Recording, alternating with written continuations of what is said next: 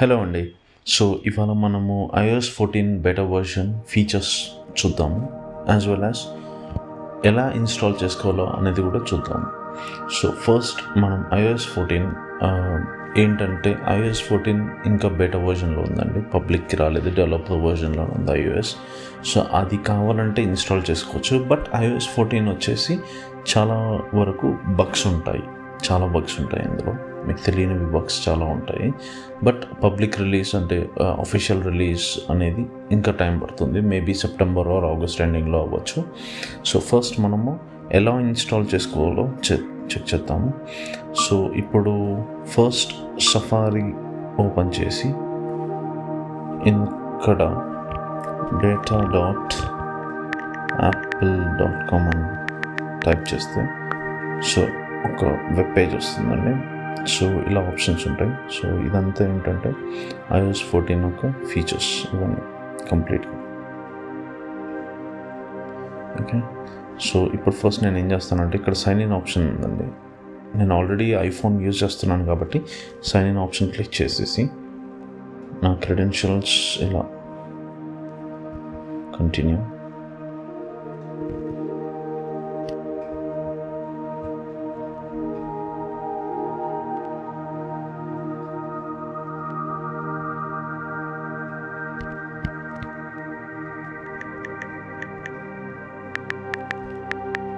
So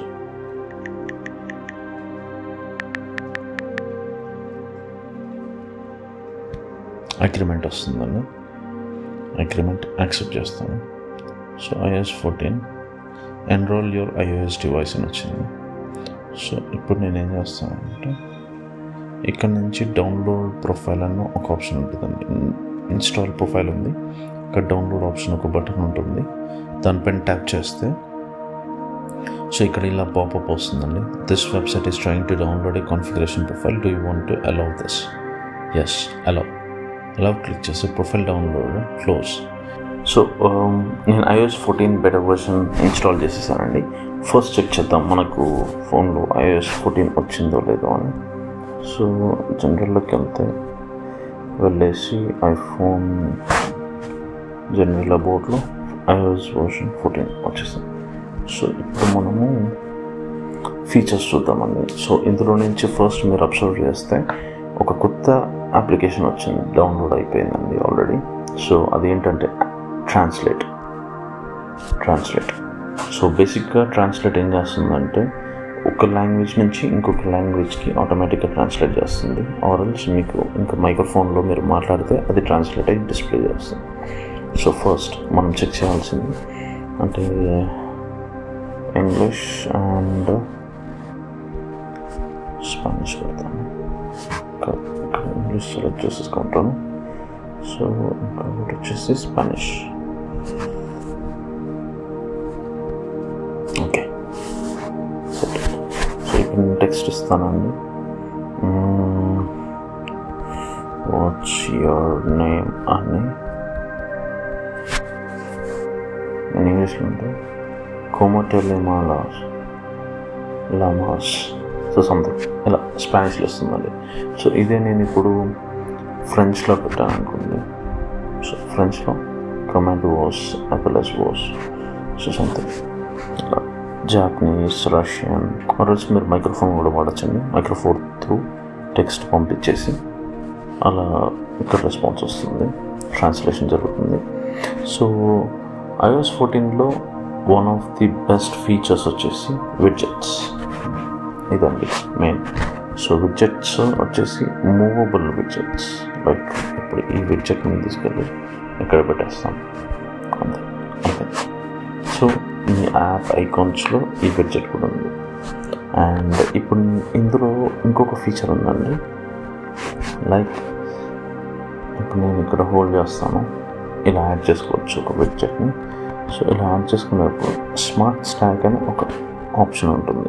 so ఇక్కడ check చేస్తే మీరు ఈ వెదర్కి వచ్చేసి 2 types of widgets, square shape ఇంకా హారిజాంటల్గా ఒకటి ఉంది. సో ఇక్కడ సైడ్కి చూస్తే మీరు డాట్స్ ఉన్నాయి కదా వర్టికల్గా, సో అవి ఏంటంటే స్లైడర్ అన్నమాట.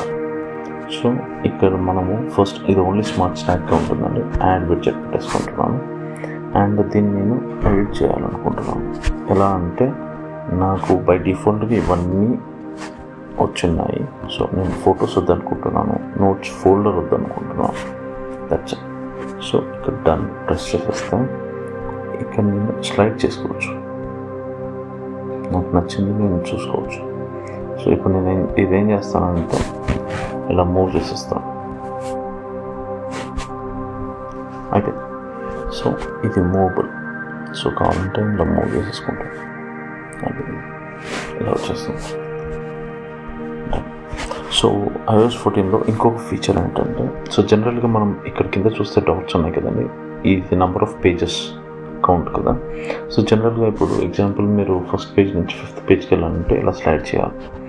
సో iOS 14లో కొత్త ఫీచర్ ఏంటంటే మీరు జస్ట్ ఇక్కడ హోల్డ్ చేయించాలి.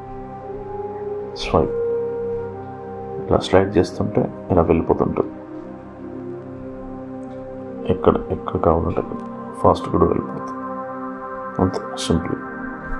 సో iOS 14లో ఇంకొక కొత్త వచ్చిందండి, యాప్ లైబ్రరీ అని. యాప్ లైబ్రరీ ఏమవుతుందంటే మీ ఫోన్లో ఉన్న లిస్ట్ ఆఫ్ అప్లికేషన్స్ అన్నీ వచ్చేసి వాటి కేటగిరీస్ బేస్లో ఫోల్డర్లో అసెంబుల్ అయిపోతుంది. లైక్ ఇలా ఎంటర్టైన్మెంట్లో నాకున్న అప్లికేషన్స్ అన్నీ నెట్ఫ్లిక్స్, ప్రైమ్, డాల్బీ, యూట్యూబ్, ఇవన్నీ ఫొటోస్, ఇవన్నీ అలా. ప్రొడక్టివిటీ అంటే mobile, money related things. So ఇలా వచ్చేస్తుందండి. అండ్ iOS 14లో ఇంకొక ఫీచర్ ఏంటంటే ఏంటంటే యాక్సెసిబిలిటీలో వెళ్తే ఫస్ట్ సౌండ్ రికగ్నిషన్ చూద్దామండి. సౌండ్ రికగ్నిషన్ అనేది కొత్త ఫీచర్. నేను ఆల్రెడీ 8 సౌండ్స్ సెలెక్ట్ చేసి పెట్టాను.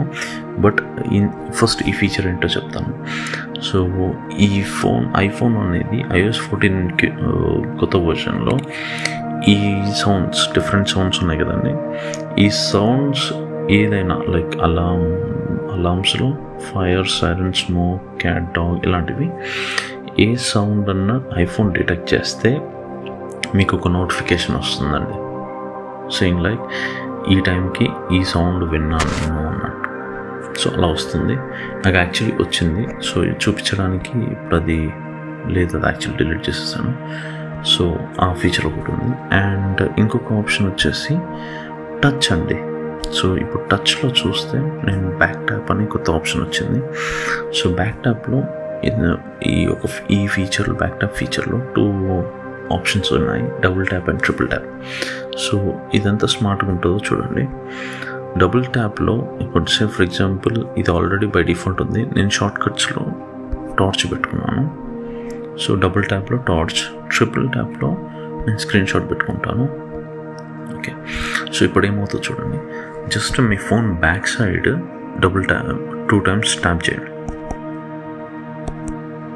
చూడండి టార్చ్ ఆన్ అయిపోయింది. సో లైక్ ఇది ఆఫ్ చేసేసుకోవచ్చు. స్క్రీన్ షాట్ ఇప్పుడు ట్రిపుల్ ట్యాప్, స్క్రీన్ షాట్ పడిపోయింది. సో ఇలా. సో ఇది కొత్త ఫీచర్ అండి. అండ్ నెక్స్ట్ ఆప్షన్స్ వచ్చేసి iOSలో ఇప్పుడు మీరు చెక్ చేస్తే ఇంకొకటి అండి. ఇప్పుడు మనం జనరల్గా ఇది వరకు iOS 13లో వచ్చేసి మీరు ఈ క్లాక్ చూస్తున్నారు కదా, ఈ క్లాక్లో హ్యాండ్స్ ఉన్నాయి కదండి, అవి కొంచెం థిక్గా ఉన్నాయి ఇప్పుడు iOS 14లో. అది ఒక చిన్న చేంజ్ అండి. ఇప్పుడు చెక్ చేస్తే చూడండి, ఎవరు అబ్జర్వ్ చేయలేదేమో కానీ బట్ ఇది హ్యాండ్స్ పెద్దగా ఉంటాయి, ఇందులో కొంచెం థిక్గా ఉంటుంది. ఇంకొకటి ఆప్షన్ వచ్చేసి ఇంకొక ఫీచర్ చేంజ్ ఓవర్ అనుకోవచ్చు. ఇది ఇప్పుడు క్యాలెండర్లో సాటర్న్ ఉంది, ఇవాళ సాటర్డే 18th కాబట్టి సాటర్న్ ఉంది. జనరల్గా ఓన్లీ డేటే చూపించేది అలా. సో ఇది ఒకటి కొత్తదండి. అండ్ సో ఇంకొక ఫీచర్ అండి. సో iOS 14లో కొత్త ఫీచర్ ఏంటంటే సే ఫర్ ఎగ్జాంపుల్ ఇప్పుడు మీరు జస్ట్ ఇలా ట్యాప్ చేసేయండి ఎక్కడైనా బ్లాంక్ స్పేస్లో, లైక్ ఎలా అంటే ఎక్కడైనా, లేకపోతే యాప్ అని క్లిక్ చేయండి, హోల్డ్ చేయండి, ఇలా జిగిల్ మోడ్ ఇలా వచ్చేసరికి సో మీకు ఇక్కడ ఈ ఆప్షన్స్ ఉన్నాయి కదండి, డాటెడ్స్, పేజెస్ స్లైడ్కి, దానిపై ట్యాప్ చేయండి, హోల్డ్ చేయండి, జస్ట్ ఇలా ట్యాప్ చేస్తే ఈ 4 పేజెస్ ఉన్నాయండి నా దగ్గర. సో సపోజ్ నాకు ఈ పేజ్ చూడకూడదు అనుకుంటున్నాను ఆర్ ఆల్స్ డిజేబుల్ చేయాలనుకుంటున్నాను, జస్ట్ ట్యాప్. సో అంతే, అయిపోయిందండి. ఆ పేజే లేదు నాకు, సో డిసపియర్ అయిపోయింది. సో ఇది one of the new features. So ఇప్పుడు నేను మళ్ళీ ఇప్పుడు నాకు 3 పేజెస్ ఉన్నాయి కదండి. సో మళ్ళీ నేను ఏం చేస్తానంటే సేమ్ జిగిల్ మోడ్ ఓపెన్ చేసేసి ట్యాప్ చేస్తాను. ట్యాప్ చేసి నాకు ఈ పేజ్ కూడా వద్దు అనుకుంటాను, ఓన్లీ 2 పేజెస్ అనుకుంటాను. సో ఇప్పుడు నాకు ఉన్నాయి ఓన్లీ 2 పేజెస్, 1, 2 అంతే, ఇంకా అవి లేవు. సో బట్ ఆ యాప్స్ ఏదైతే అన్నారో ఆ యాప్స్ వచ్చేసి మనం ఏదైతే హైడ్ చేసామో ఆ యాప్స్ అన్ని యాప్ లైబ్రరీలో ఉంటాయి కంప్లీట్గా. ఏంటంటే ఈ యాప్ లైబ్రరీలో వచ్చేసి కంప్లీట్ లిస్ట్ ఆఫ్ అప్లికేషన్స్ అన్నీ మీరు ఏదైతే ఇన్స్టాల్ చేసుకున్నారో ఫోన్లో అవన్నీ ఉంటాయి. సో ఇప్పుడు మళ్ళీ మీకు సపోజ్ పేజెస్ కనపడాలి అనుకుంటే సేమ్ చెక్ చేసి చూస్తే అయిపోతుంది. సో మళ్ళీ నాకు వచ్చేసాయి, సింపుల్. ఓకే. సో iOS 14లో ఇంకొక ఫీచర్ ఉందండి. ఎలా అంటే ఇప్పుడు మీరు జనరల్గా మనకేమవుతుందంటే ఒక వీడియో చూస్తున్నప్పుడు సపోజ్ మీరు మల్టీ టాస్కింగ్ వేరే అప్లికేషన్ ఓపెన్ చేయాలనుకున్నా, లేకపోతే హోమ్ స్క్రీన్కి వచ్చి ఏమైనా చెక్ చేయాలంటే వీడియో అక్కడే ఆగిపోతుంది. సో ఇప్పుడు ఈ iOS 14లో కొత్త ఫీచర్ వచ్చిందండి. లైక్ ఎలా అంటే ఫర్ ఎగ్జాంపుల్ ఇప్పుడు నేను వీడియో చూస్తుండగా నేను మల్టీ టాస్కింగ్ ఎలా అంటే నేను వేరే ఏదైనా మెసేజ్ పంపించాలి, లేకపోతే ఏదైనా చెక్ చేసుకోవాలి, ఫొటోస్ చూడాలి, ఏమన్నా కూడా మీరు సైమల్టేనియస్గా చేయొచ్చు.